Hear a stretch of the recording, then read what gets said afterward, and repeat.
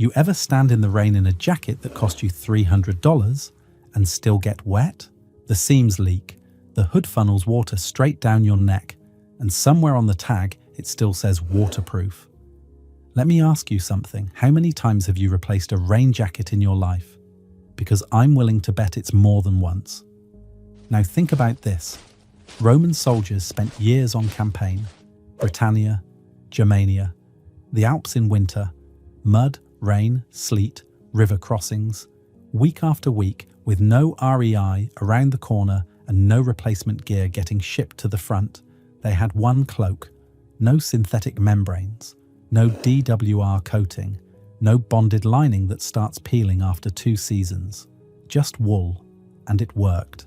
Not by accident, and not because life was simpler back then. It worked because the Romans understood something about natural fibre that modern outdoor companies have spent 50 years trying to make you forget, because the moment you understand it, you stop buying a new jacket every few years. Today, we're breaking down exactly how Roman soldiers stayed dry, what their cloaks were actually made of, and why the most advanced rain protection ever designed might have come from a sheep. Let's get into it. Let's start with how your rain jacket actually works, because most people have no idea, and once you understand it, you'll never look at that price tag the same way again. Modern waterproof jackets rely on 2 things: a membrane, usually made of expanded polytetrafluoroethylene, which most people know as Gore Tex, and a DWR coating, which stands for durable water repellent. The membrane is a thin plastic film with microscopic pores, small enough to block water droplets, large enough to let vapor escape. That's the breathability you're paying for. The DWR coating sits on the outer fabric and makes water bead off before it even reaches the membrane. On paper, it sounds bulletproof. In practice, both of these things start failing the moment you start using the jacket. The DWR coating degrades with every wash, every abrasion, every hour of UV exposure. Once it goes, the outer fabric starts absorbing water instead of shedding it. The jacket doesn't leak, but it feels like it does, because now the outer shell is soaked and heavy and cold against your body. The industry even has a name for this. They call it wetting out, and their solution is to sell you a spray-on DWR treatment to restore what should have been permanent to begin with. Then there's delamination. The membrane inside your jacket is bonded to the fabric layers using adhesive. Over time, that adhesive breaks down. Heat, moisture, compression in a stuff sack, years of washing cycles. Eventually the layers start to separate. You've seen it.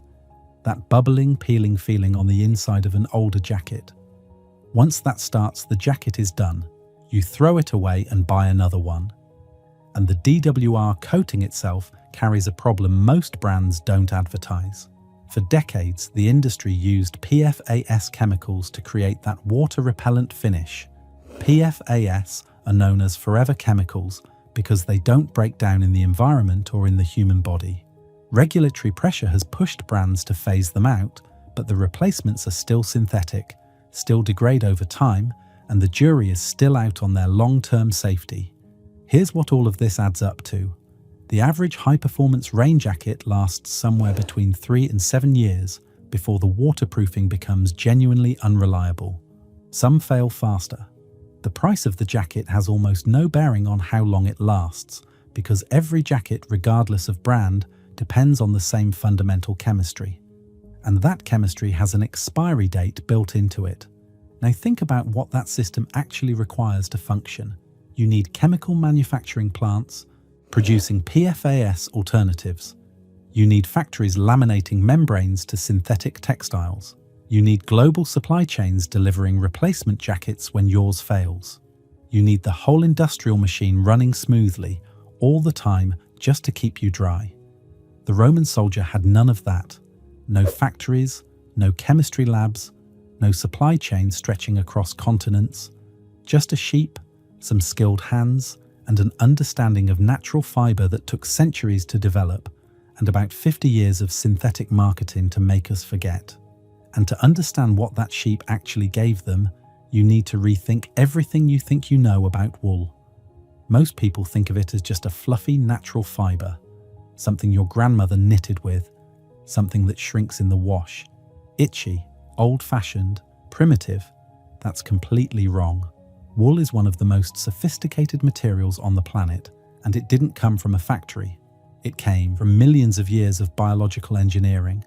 A sheep lives outside, in the rain, all year round, with no shelter and no Gore Tex, and it stays warm, and it stays functional. The fibre growing off its back is the reason why. Here's what's actually happening at the microscopic level. A single wool fibre is not a smooth cylinder like a synthetic thread. It's covered in tiny overlapping scales, almost like roof tiles or fish scales, pointing away from the root toward the tip. When water hits those scales, it struggles to penetrate inward. The structure itself resists absorption. The water has to work against the grain, literally, to get inside the fibre. Then there's lanolin. Lanolin is the natural waxy grease that sheep produce in their skin. It coats every fibre from the inside out. It is inherently hydrophobic, meaning it repels water at a molecular level.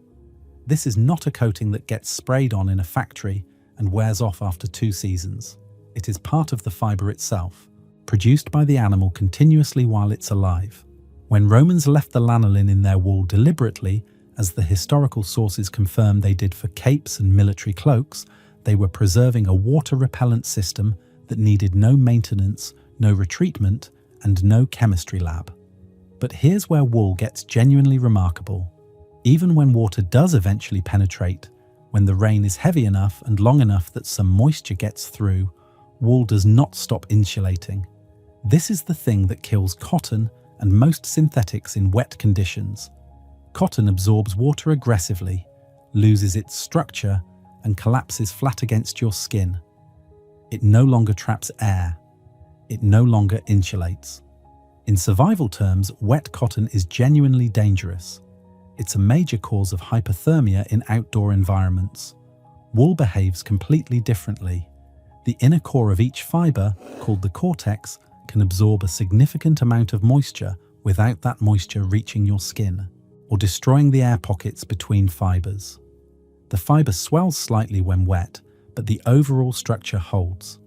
The warmth is reduced, yes, but it is not eliminated. A wet wool cloak still keeps you alive. A wet cotton shirt can kill you. And the way Roman cloaks were woven made this even more effective. Thick, tightly woven woolen cloth creates a dense barrier that slows water penetration significantly. The outer surface sheds rain. The inner layers stay dry longer. The whole structure acts as a system, not just a single layer of material. The Romans understood this, even if they didn't have the vocabulary to describe fibre microstructure or hydrophobic chemistry. When the ancient sources described capes made of thick wool with the lanolin still in them, with rain pouring off in streams, they weren't exaggerating for effect.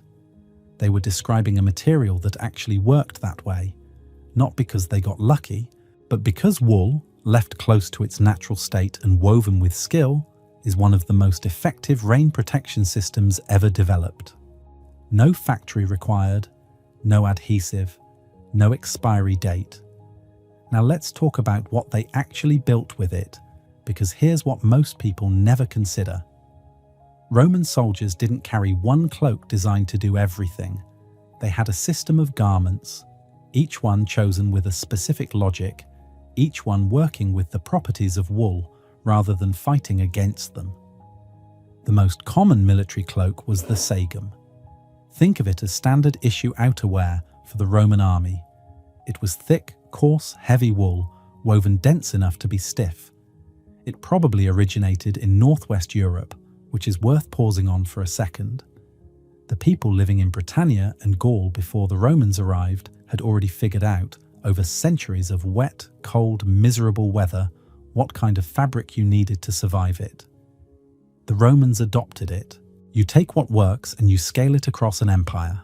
The sagum became so closely associated with soldiers on campaign that Roman writers used it as a symbol of war itself, the way the toga symbolized peace. It was the cloak you wore when things were serious, when you were marching, when you were in the mud, when the weather didn't care about you and you needed something that did. Then there was the penniler, a heavier, more enclosed garment than the sagum. Where the sagum was fastened at the shoulder with a brooch and could blow open in wind, the penniler was sewn up the front into a bell shape, more like a poncho than a cloak. It covered both arms, wrapped around the body, and usually came with a hood. You couldn't easily throw it off in a hurry, but in driving rain, that was the point. You stayed covered. Water had nowhere to get in. The hood itself is worth talking about. The bardacuculus was a hooded shoulder cape that became particularly popular in the northern provinces, exactly the places where the weather demanded it. Ancient writers noted that these hoods were made of unwashed, undyed wool, and that detail matters enormously. Unwashed means the lanolin was still in the fibre. The grease that a modern textile mill would remove in the first stage of processing was left exactly where it was. A hood soaked in lanolin is not comfortable to touch. Marshall complained about one contaminating the purple clothes of townspeople with its grease. But on a hillside in Britannia in November, that grease was the difference between a dry neck and a soaking one. None of these were fashion items. This is the thing that gets lost when we look at Roman clothing through the lens of museum displays and marble statues. These cloaks were field equipment. They were functional objects designed to keep a soldier operational in conditions that would put most modern hikers back in their tent. Roman soldiers marched 20 miles a day in the rain with 40 pounds of gear on their backs. They forded rivers, they camped in mud, they spent months in the forests of Germania and on the windswept walls of Britannia, and they did it in cloaks that needed no factory, no supply chain, and no replacement coating. The penniler didn't delaminate after 3 seasons. The sagum didn't need retreating with a spray. The bardacuculus didn't peel. They just worked. And the reason they worked comes down to something the Romans understood at the level of craft, something that took modern materials science decades to explain properly. What if waterproofing didn't need to be a chemical at all? Because that's exactly what Roman textile workers figured out. Not through chemistry, through structure. Modern rain jackets repel water by putting a chemical barrier on the surface of the fabric. Remove that coating through washing, abrasion, or time, and the fabric underneath is just fabric. It has no inherent resistance to water whatsoever. The membrane below it slows penetration, but the outer shell becomes waterlogged, heavy, and cold. The whole system depends on that surface chemistry staying intact, and it doesn't. It never does. Roman textile workers solved the same problem from a completely different direction. Instead of treating the surface, they changed the structure of the fabric itself. It starts at the loom. Roman weavers produced cloth in a range of weights and densities that most modern consumers have no frame of reference for. Marshall describes tunics from Padua woven in triple twill, so thick that, in his words, only a saw could cut through them. Military cloaks were woven tighter still. The closer the weave, the smaller the gaps between threads, and the harder it becomes for water to find a path through. A loosely woven fabric is essentially a net. A tightly woven heavy wool fabric starts to behave more like a surface. Water doesn't pass through a surface. It runs off it. Then the woven cloth went to the fuller. Fulling is the process of washing, agitating, and compressing wool cloth under heat and pressure until the fibers begin to mat together and the whole fabric shrinks and tightens into something denser than what came off the loom. The microscopic scales on wool fibers grab onto each other during fulling and lock together. The gaps between threads close up. The fabric thickens. It becomes heavier. And it becomes significantly harder for water to penetrate because now there is simply less space for water to travel through. Take this process to its extreme and you get felt, a fully compressed mat of interlocked fibers with essentially no internal gaps.